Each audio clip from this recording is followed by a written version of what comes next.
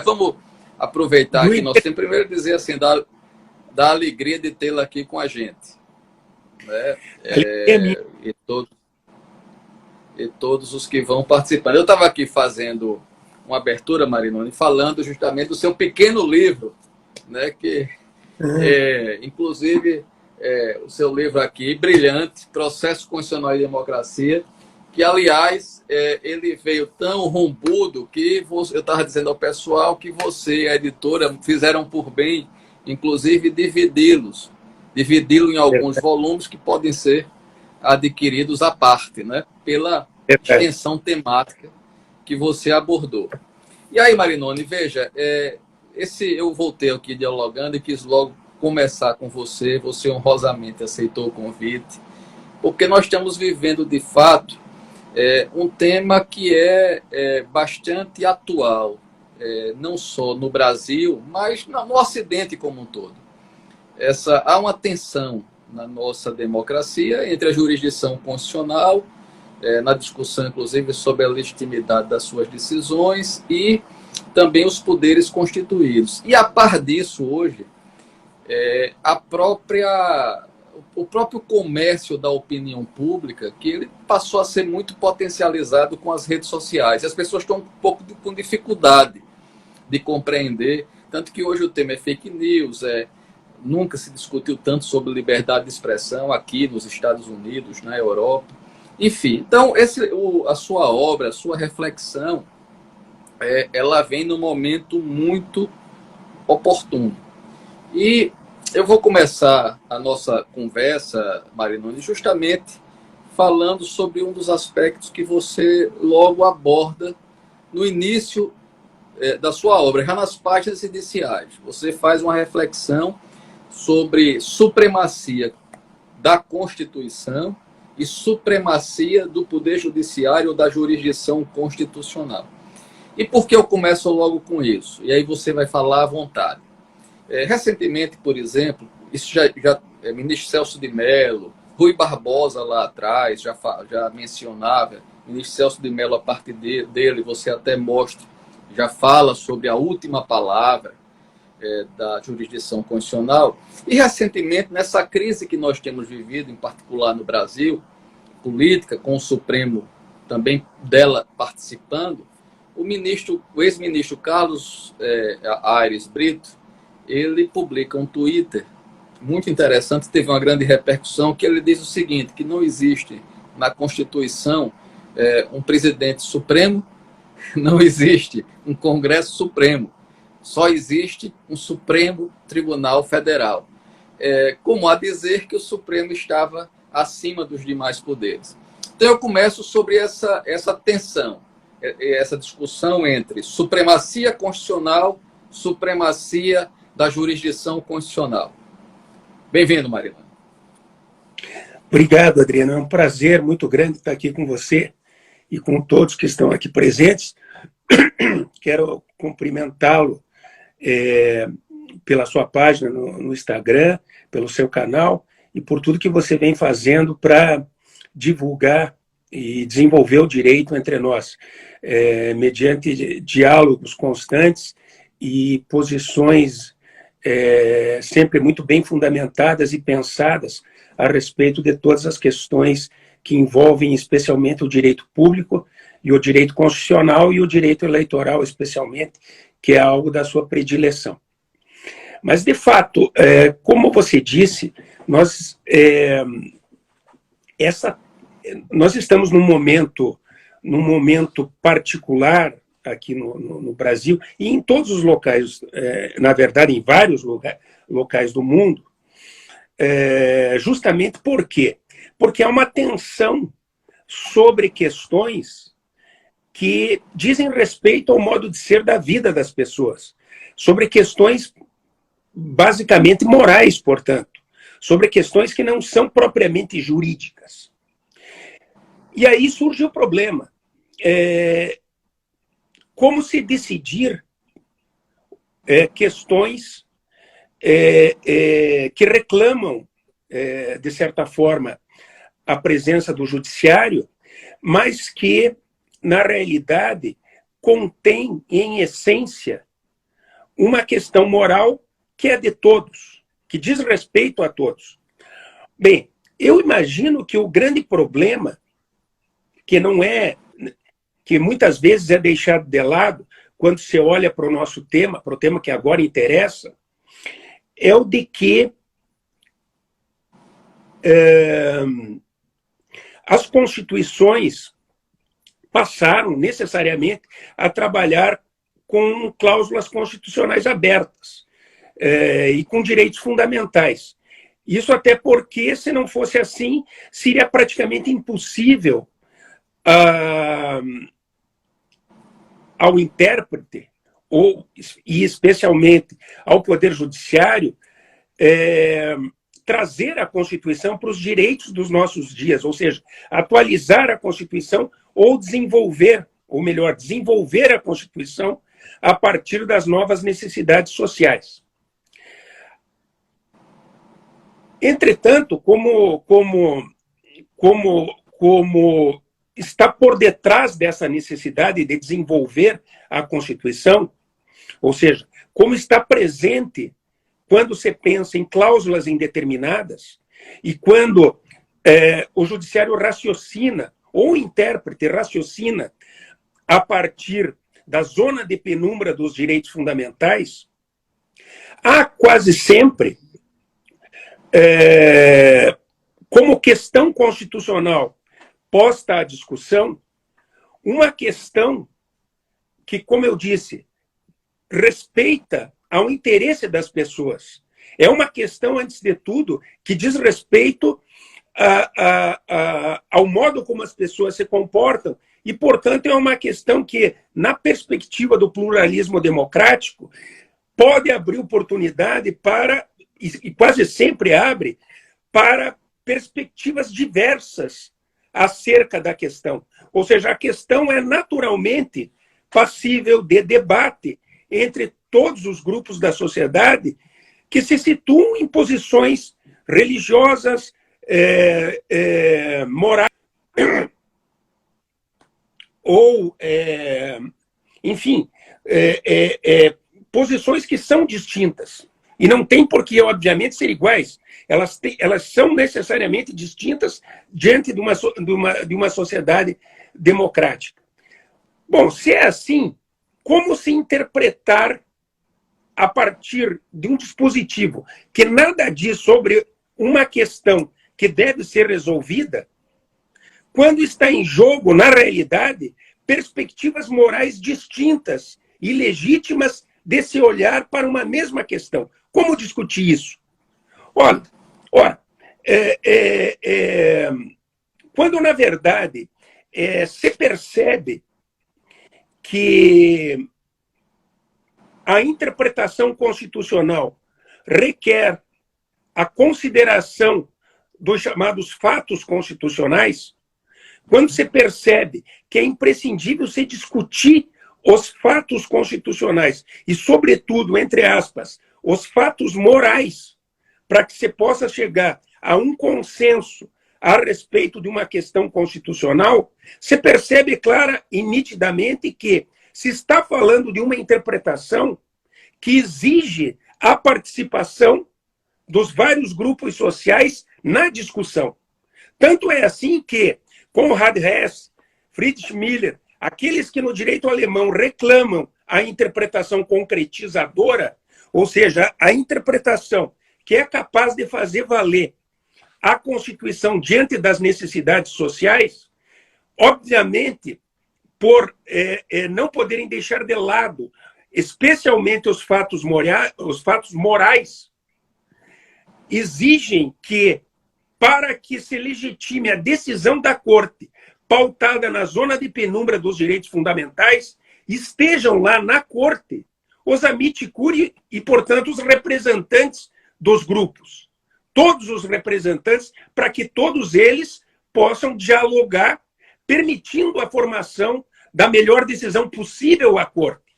Ora, isso, obviamente, tem como premissa a ideia de que a interpretação constitucional é, antes de tudo, da população. A ideia de intérpretes da Constituição. Todos são intérpretes da Constituição. Antes de tudo, quem é titular da interpretação constitucional é o povo. E, portanto, é evidente, e por consequência, por mera consequência, é evidente que a interpretação constitucional tem que ser compartilhada entre povo, governo, visto como executivo, legislativo e judiciário. O judiciário é apenas um dos intérpretes da Constituição. É, sem dúvida, um intérprete qualificado. É, sem dúvida, o intérprete que, na perspectiva jurídica, tem a maior e melhor possibilidade de dar uma interpretação à Constituição. Mas é evidente que essa interpretação não pode ser a última. É evidente que esta não pode ser a última palavra. A interpretação tem que ser compartilhada. A interpretação constitucional deve ser objeto de um diálogo constitucional. E por quê? E por que razão deve ser certamente objeto de um diálogo constitucional? Porque se é verdade que a Corte é um intérprete qualificado quando analisa a questão e interpreta a Constituição a partir dos princípios constitucionais, a partir do direito constitucional, a partir de uma visão estritamente jurídica, é certo que, como eu dizia antes, na grande maioria das vezes em que em jogo estão desacordos morais razoáveis, presentes estão para a solução da questão e a interpretação constitucional fatos científicos ou fatos morais. Ora, quem é o melhor intérprete dos fatos morais? Não penso que seja o juiz, e nem alguém formado em direito. Ao contrário, um cientista, um médico, pode ter condição de falar sobre um fato científico, e na verdade tem. Pode ter, não. Pode ter eufemismo. Na verdade tem. Um cientista ou um médico certamente tem a possibilidade de oferecer uma melhor solução a uma questão que envolve a aplicação da Constituição na perspectiva da ciência médica, por exemplo, do que um juiz. Do mesmo modo, o parlamento, ou seja, o locus da deliberação parlamentar, é o melhor lugar para a discussão de questões que envolvem pontos morais, questões essencialmente morais, como a questão do aborto. Esta é uma questão que deve ser discutida, ou talvez até mesmo, em determinada perspectiva, apenas ser decidida no parlamento. O parlamento é o locus da deliberação parlamentar. E é no parlamento que o diálogo a respeito de um fato moral, como é aquele que diz respeito ao status moral do feto, deve ser, esse o local onde essa questão deve ser discutida, mediante audiências públicas, mediante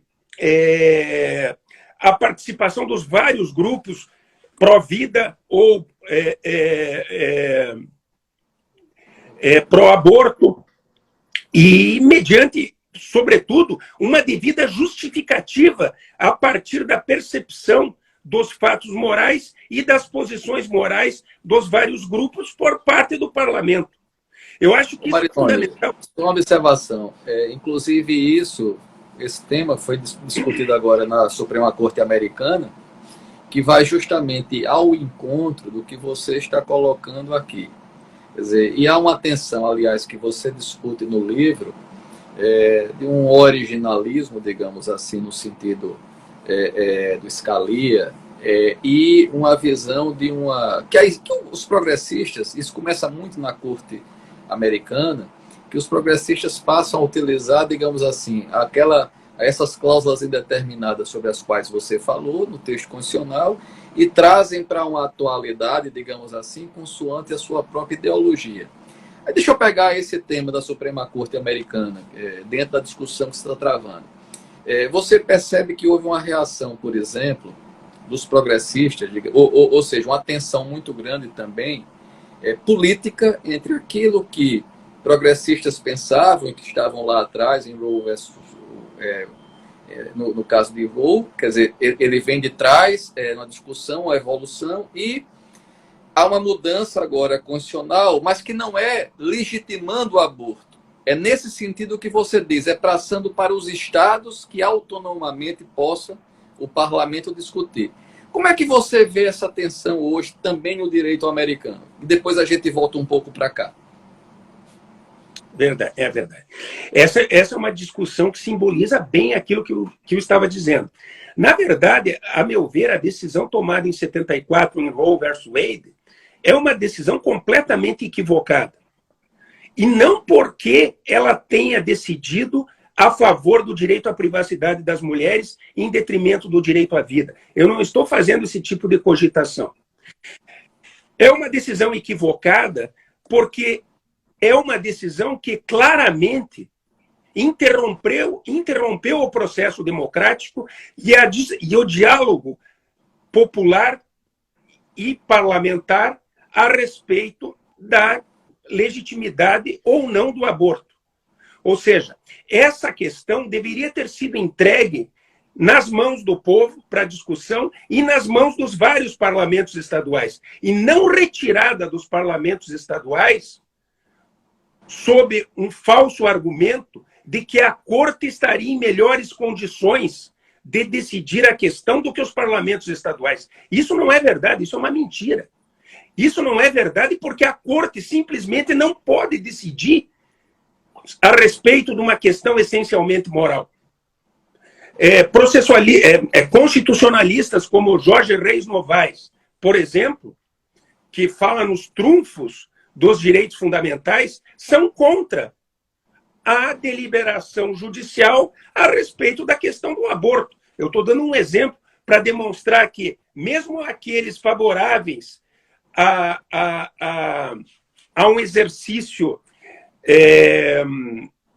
da jurisdição a partir de cláusulas indeterminadas e da zona de penumbra dos direitos fundamentais, excluem a possibilidade da discussão na corte de questões essencialmente morais, como aquela que diz respeito ao status moral do feto. Mas o que fez a Corte Suprema Americana para fingir que tinha, na verdade, legitimidade para decidir o caso?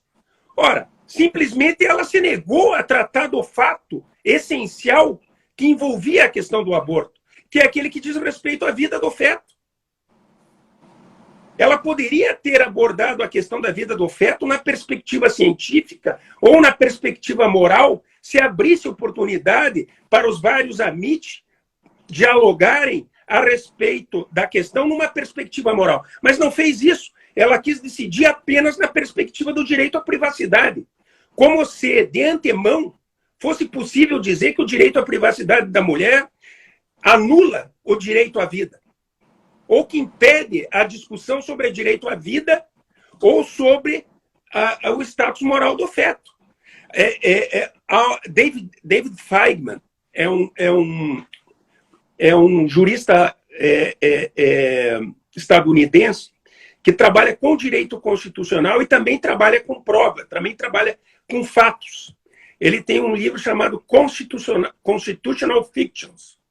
Nesse livro, ele faz uma crítica a várias decisões da Suprema Corte dos Estados Unidos que se negaram a discutir fatos essenciais para a elucidação de uma questão constitucional. Ou seja, decidiram a questão constitucional a partir de uma perspectiva que anula a verdadeira questão constitucional, que é aquela que diz respeito à descoberta da verdade sobre os fatos que estão por detrás da questão.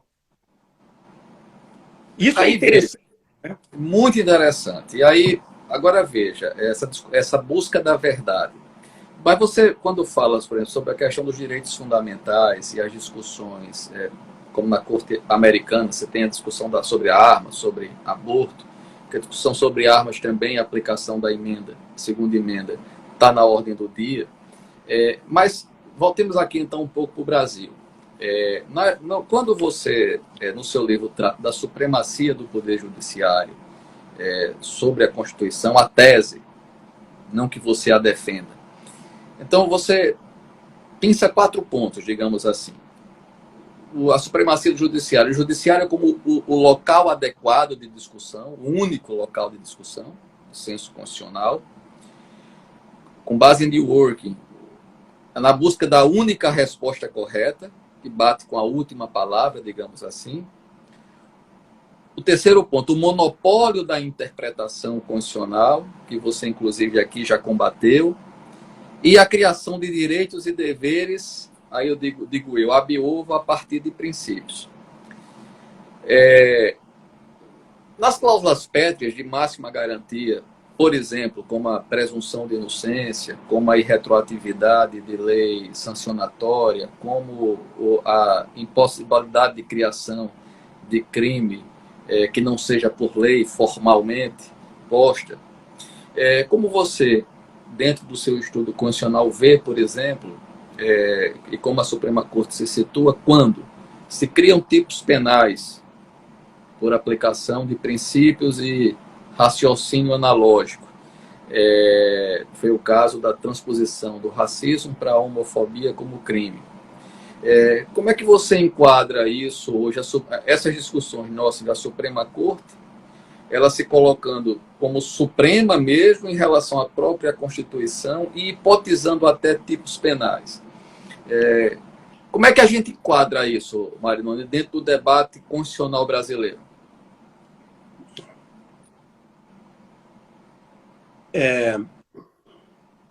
A ideia de monopólio da interpretação constitucional, claro, ela tem uma relação de causa e efeito com a ideologia. É importante, eu gosto de falar ideologia da supremacia judicial. Na verdade, se imaginar que a Corte tem supremacia sobre a interpretação da Constituição, é uma ideologia, na verdade, uma ideologia perversa. É um modo de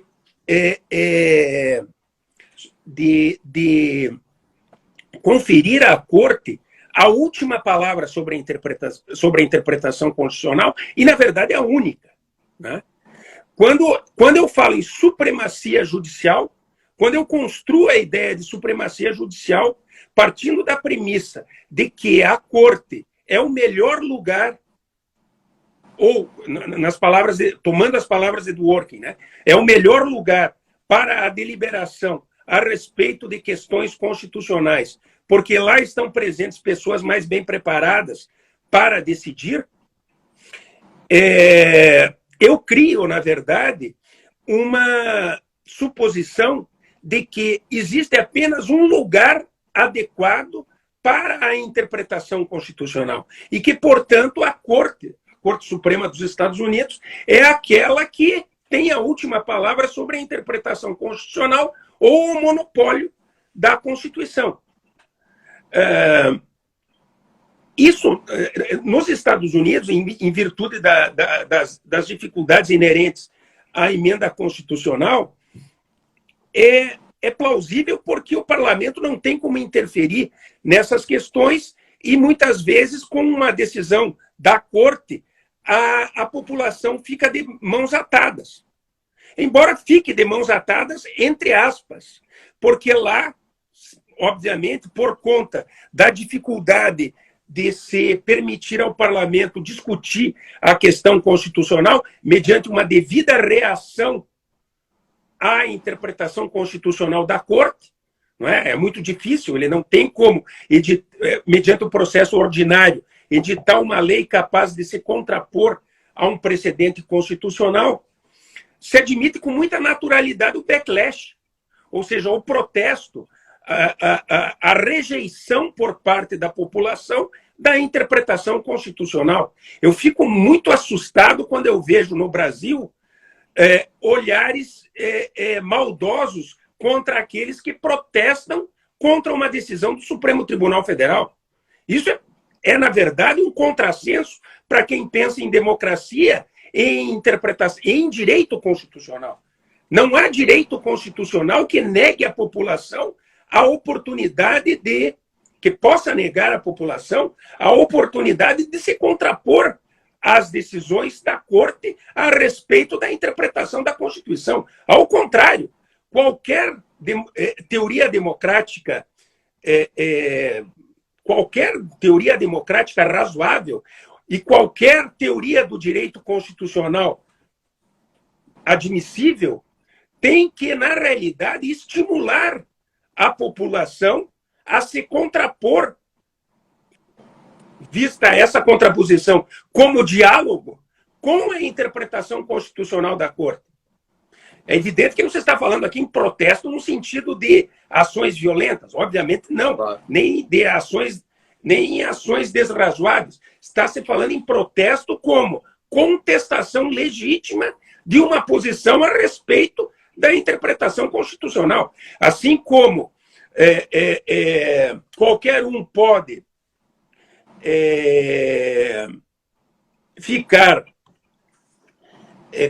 se tornar contrário a uma decisão parlamentar, inclusive a uma decisão de um membro do parlamento eleito pelo próprio cidadão, é claro que ele pode se contrapor à decisão da Corte. Mas em relação a um incremento da participação da Corte nos mecanismos, melhor, ao incremento, ao crescimento, melhor dizendo, da participação da Corte nos locais que dizem respeito às questões que interessam à própria sociedade e que não são decididas pelo parlamento, me parece que o problema maior está no seguinte ponto. A Corte, para exercer o controle de constitucionalidade, tem que, caso não aponte para uma omissão inconstitucional, e, em regra, ela não aponta para omissão inconstitucional, e sequer se dedica a demonstrar, mediante um argumento racional calcado, que tem que ser calcado em uma série de situações, em fatos, não demonstra omissão inconstitucional, mas quando ela toma em consideração uma lei, na verdade, em regra, ela toma em consideração uma lei que proíbe uma conduta ou criminaliza uma conduta. Uhum. E aí toma em consideração uma conduta atual para considerar que essa conduta não pode ser criminalizada por uma lei que é de dezenas de anos atrás. Bem, isso permite o quê? Isso permite que, sob a desculpa de se estar questionando a constitucionalidade de uma norma penal que criminaliza uma conduta em 1920 ou em 1930, se discuta uma questão que surgiu hoje para a Suprema, aos olhos da Suprema Corte, mas que nunca foi discutida nem pelo parlamento, nem pela população no sentido de comunidade científica, de comunidade médica, de comunidade de profissionais de uma determinada área ou de outra. Foi o que aconteceu nos Estados Unidos com a questão da eutanásia.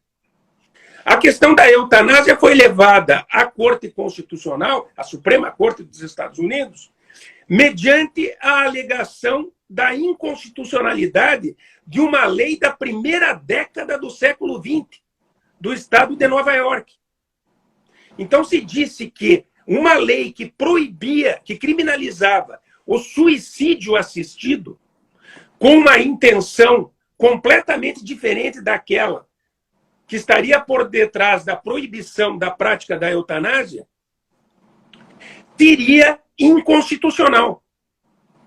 E, com isso, teria que ser feita uma interpretação que desafiasse a constitucionalidade da eutanásia diante da lei que criminalizava o suicídio assistido. Então, se formaria um precedente que diria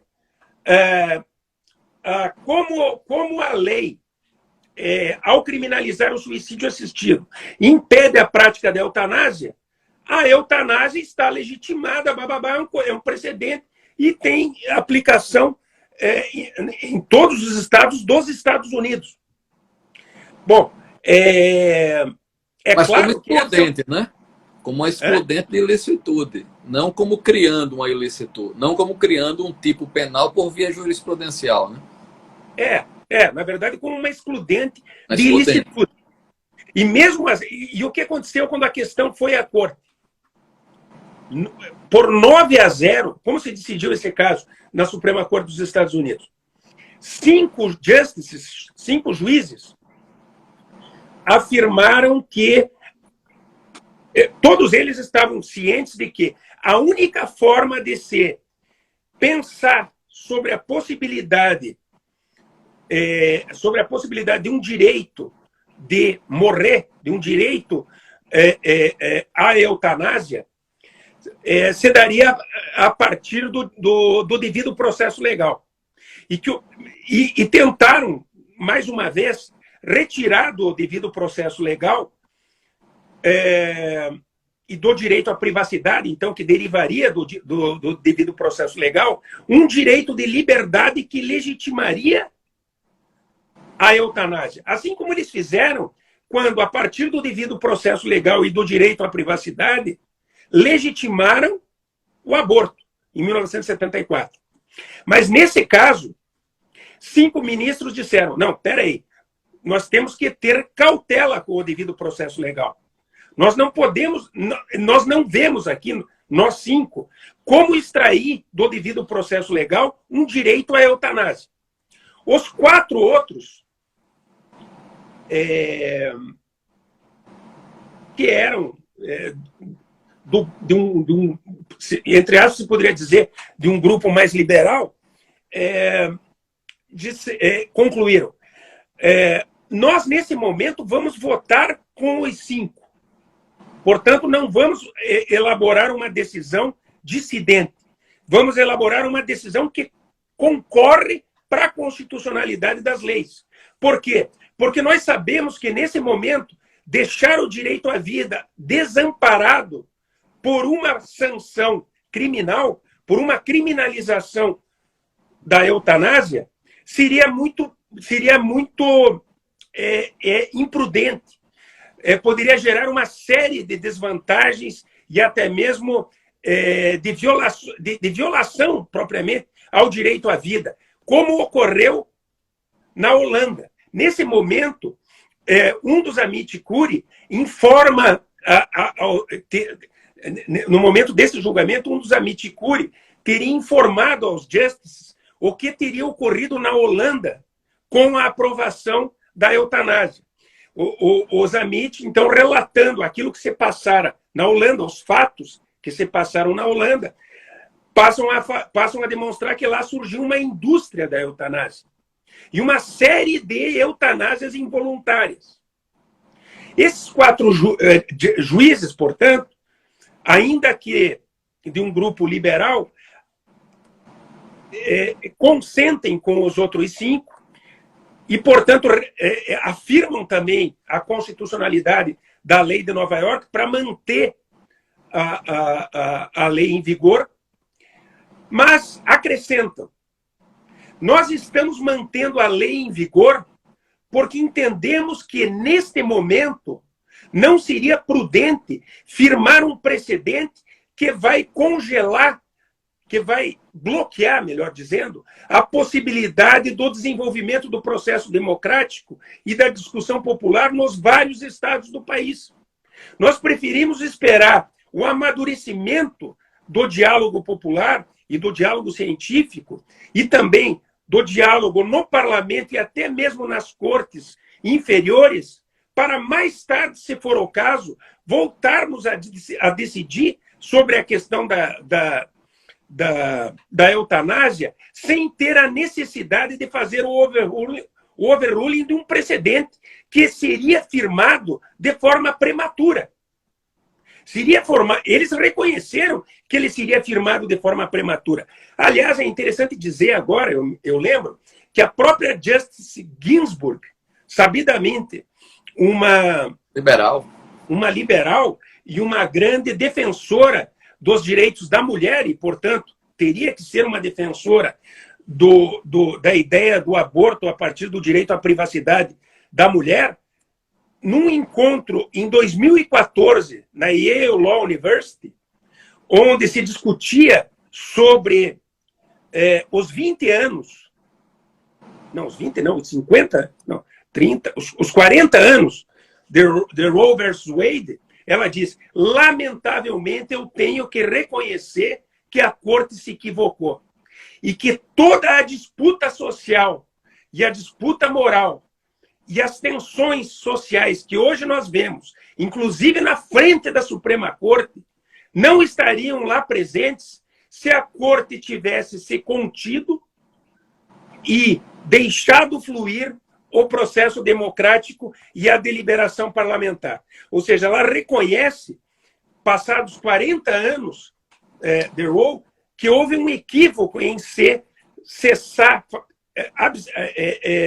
de forma artificial a discussão popular a respeito da questão. E, na verdade, o que acontece quando, no melhor lugar, ou seja, no locus da deliberação parlamentar, não se decide a respeito de uma questão que é do povo. Quando isso não acontece, sempre há tensão social. Sempre há perigo à estabilidade social. Raramente é tutelada a reciprocidade e o respeito mútuo. Isso, aliás, foi reconhecido por Waldron, quando falou, quando fez a comparação entre a decisão da Suprema Corte em Roe e a decisão do Parlamento Britânico a respeito também do aborto.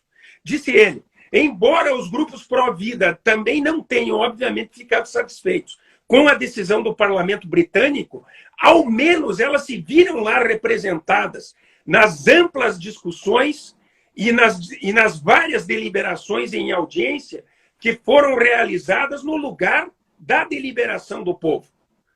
E se contemplados, inclusive, na justificação. Uma coisa que ele disse importante, a justificativa do parlamento para a questão do parlamento britânico para a questão do aborto tem mais de 100 páginas. Ao passo que o acórdão, né, da Suprema Corte dos Estados Unidos em Roe tem 50 páginas, 47 delas ocupadas pela discussão a respeito do devido processo legal. Eles trataram dos fatos essenciais que envolvem a questão do aborto em 3 páginas. Alguns ministros sequer falaram da questão. Então, a negação dos fatos que estão por detrás do aborto, que não foram apreciados em Roe, também são significativos para demonstrar que quando se leva à corte não só uma questão moral, não só se bloqueia a deliberação popular e parlamentar, mas também se nega a possibilidade real da verdadeira discussão, que é a discussão moral que se assenta em fatos. E se faz discussão a partir de uma perspectiva unicamente de direito. Uhum. Mariano, deixa eu só até resumir isso, para até animar os que nos assistem e não tiveram a oportunidade do seu livro. Justamente, o Mariano está falando aqui sobre os fatos constitucionais, justamente essa busca da verdade através de toda uma discussão nesses temas de índole moral, enfim, religiosa, ideológica até, em que a corte seja chamada a se manifestar. E aí, Marinoni, tem uma passagem logo na sua introdução do livro que você fala sobre, que eu quero pegar, a repercussão geral. Porque é óbvio que nós estamos aí também diante de uma discussão sobre uma contenção das cortes constitucionais ou da inexistência delas, muitas vezes. E você, então, faz de passagem aqui, você vai discutir adiante com mais profundidade, você chama a atenção que o Instituto da Repercussão Geral, ele pode trazer um sentido de terminar não sendo um limitador, digamos, para que as matérias cheguem, mas termina a ser um meio de interdição para que haja uma maior discussão, né, desses fatos constitucionais, consoante você falou. E aí você diz uma passagem aqui, você fala que a repercussão geral é vista como meio capaz de viabilizar o uso virtuoso do poder de não decidir.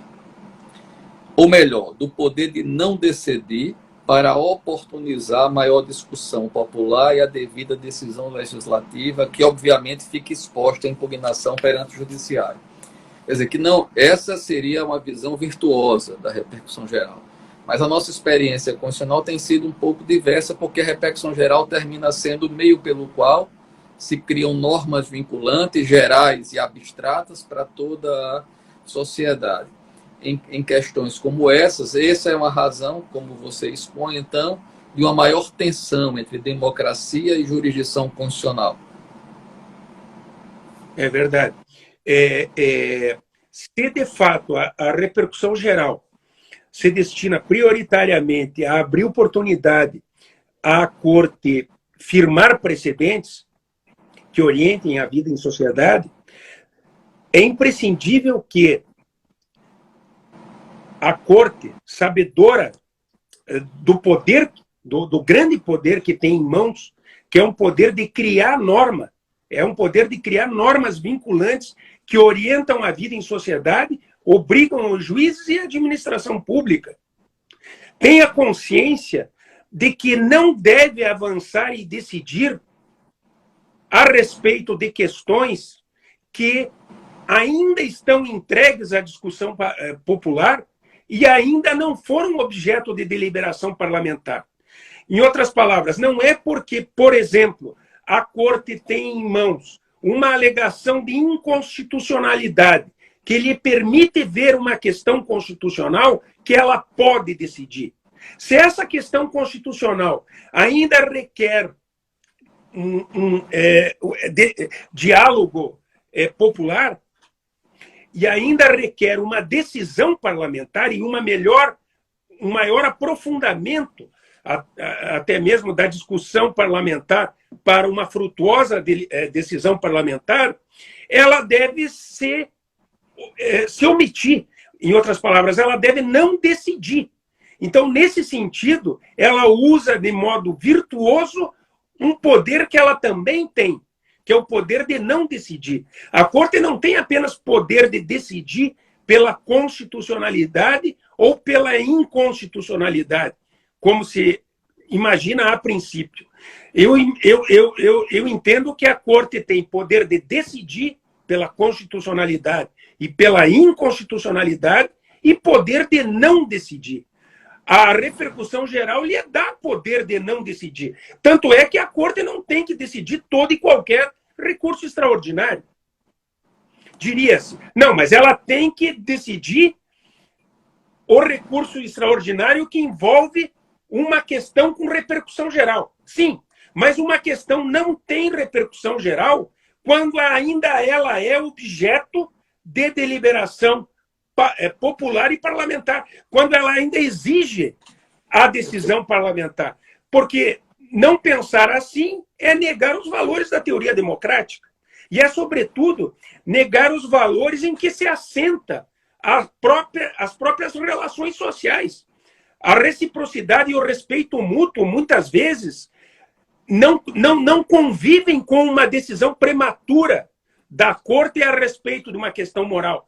Não convivem com uma decisão que vem de cima para baixo, como se fosse uma decisão qualificada por pessoas altamente capazes sobre aqueles que têm o direito de escolher o sabor da pizza, porque a questão diz respeito a elas, e não podem nada fazer porque são subjugadas como se fossem pessoas destituídas de razão para dialogar a respeito da questão constitucional. Isso é péssimo, isso nega, e isso se coloca em confronto com a estabilidade social.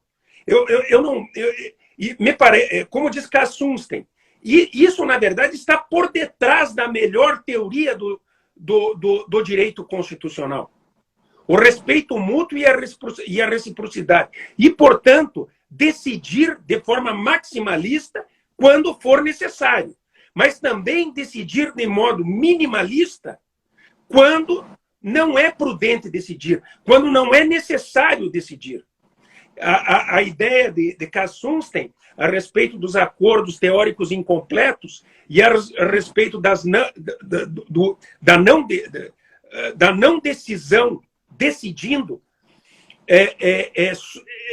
decorrem da célebre obra de Alexander Bickel, né?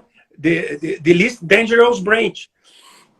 A diferença é que, enquanto Bickel olhava prioritariamente para a não admissão do certiorari, para que a Suprema Corte não decidisse as questões que ainda deveriam ser melhor discutidas,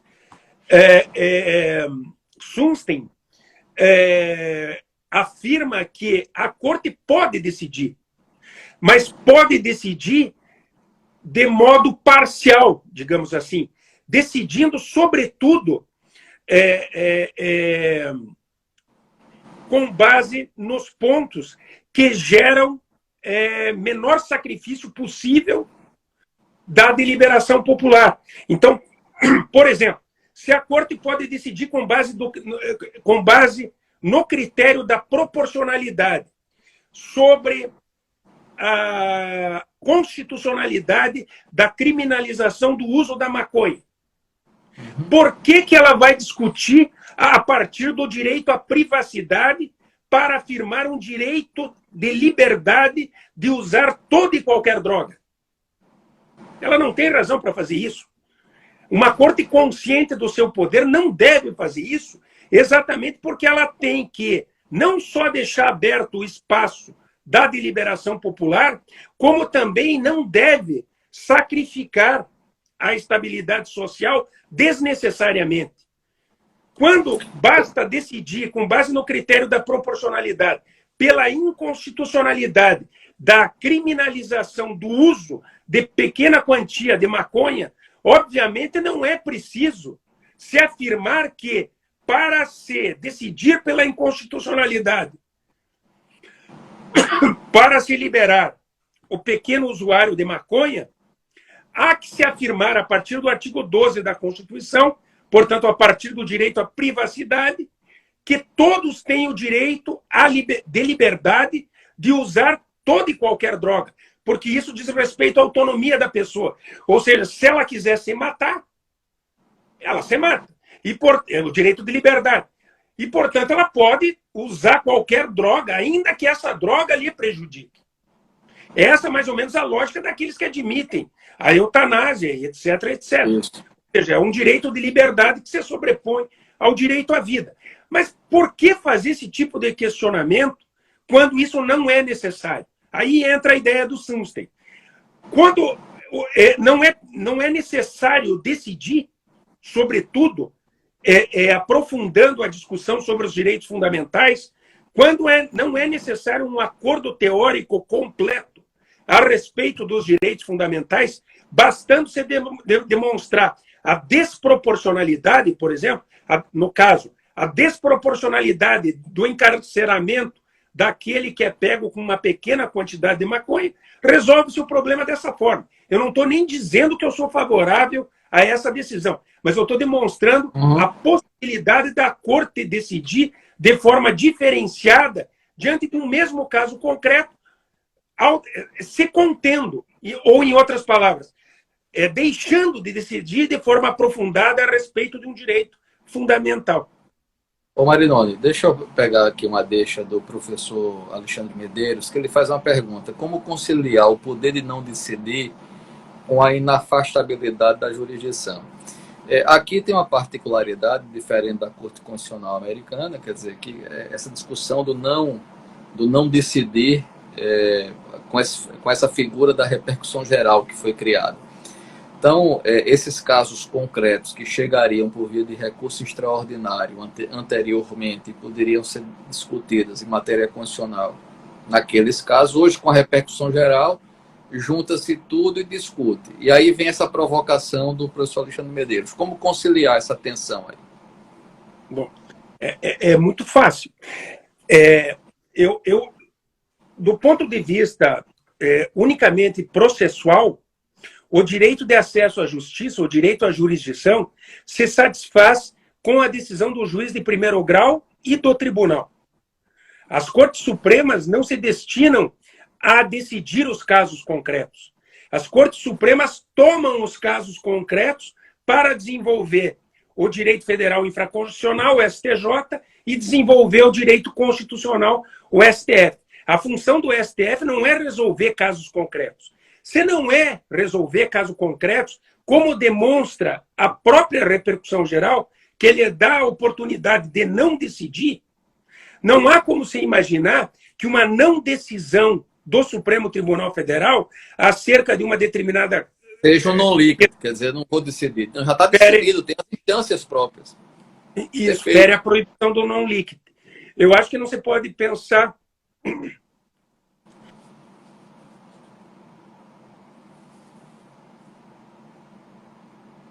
Eu acho que silenciou, Marinoni, o som.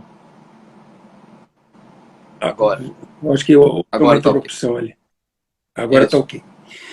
Eu acho que não se pode pensar, portanto, em violação da regra que proíbe o não líquido. Do mesmo modo, ainda que se pensasse, bem, mas nesse caso, bem ou mal, você vai estar dando à Corte Suprema o poder de escolher o caso que deve ser decidido. Mas isso está à base da própria repercussão geral. Perfeito. A Corte Suprema só para poder bem decidir e, portanto, formar precedentes racionais, tem que se valer de bons casos concretos, de casos que lhe permitam uma deliberação na Corte capaz de fazer surgir uma decisão correta. E como você colocou, que já está maturado. Essa questão aqui, viu, Matheus, que o professor Marinoni já falou, essa ausência de capacidade do Poder Judiciário, a Arena sim seria o Poder Legislativo, mas não só o Poder Legislativo, a sociedade como um todo. E o próprio Poder Judiciário, como o professor Marinoni colocou. Por isso que essa obra do professor é de leitura obrigatória.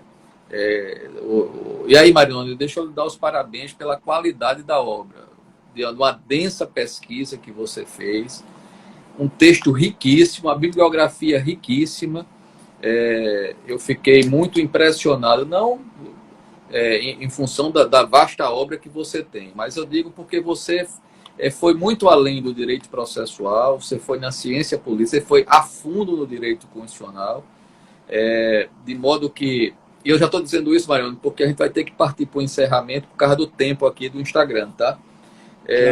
E veja, a gente nem de longe, pessoal, arranhou a vasta temática aqui que o professor Marinoni traz nessa obra. Aqui tem temas muito ricos e profundos. A gente trouxe só alguns que eu achei mais importante pelo momento, mas que, eventualmente, para uma próxima oportunidade no futuro, se a gente tiver uma agenda do professor, a gente voltará a tratar. Marinoni, eu vou ter que encerrar por isso, porque a gente tem um tempo. E eu quero lhe agradecer muito pela sua disponibilidade, pela riqueza aqui da nossa conversa. Aqui a gente ficaria, inclusive, um tempo muito longo só lhe ouvindo. Você trouxe aqui casos concretos, discussões não apenas afetas à Corte Constitucional Americana, mas a própria discussão europeia também. Mostra que nós estamos vivendo, de fato, uma necessária crise entre a jurisdição constitucional e a democracia, mas que se resolve na democracia. E que eu queria, então, professor, que dissesse aqui para todos nós suas últimas palavras, desde já lhe agradecendo profundamente pela brilhante exposição e espaço aqui conosco. Obrigado, Adriano. Foi um grande prazer. Eu fico muito honrado com o seu convite, porque não é sempre que eu tenho oportunidade de estar num espaço da inteligência e da democracia. Um espaço aberto para o diálogo e um espaço dirigido por alguém como você, uma pessoa altamente capaz e inteligente. Obrigado. E que sempre nos brinda com posições racionais e inteligentes e muito bem fundamentadas. Eu que agradeço a oportunidade que você me deu. Obrigado, Marinoni. Uma honra mesmo. A todos vocês, o vídeo vai ficar à disposição para ser assistido, nós vamos replicar isso. E, Marinoni, mais uma vez, olha, fica com Deus. Parabéns pela.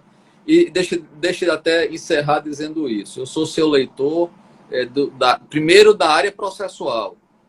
Então, seus estudos processuais, desde a sua tese de mestrado, ainda lá atrás, quando não se tinha nem tutela antecipada, e você já estava discutindo isso no âmbito. Você trouxe muitas discussões para o Brasil, tutela inibitória, veio no Código de Processo Civil muito em função, inclusive, do seu pensamento, da sua obra. Então, você sempre esteve na vanguarda nas discussões de direito processual.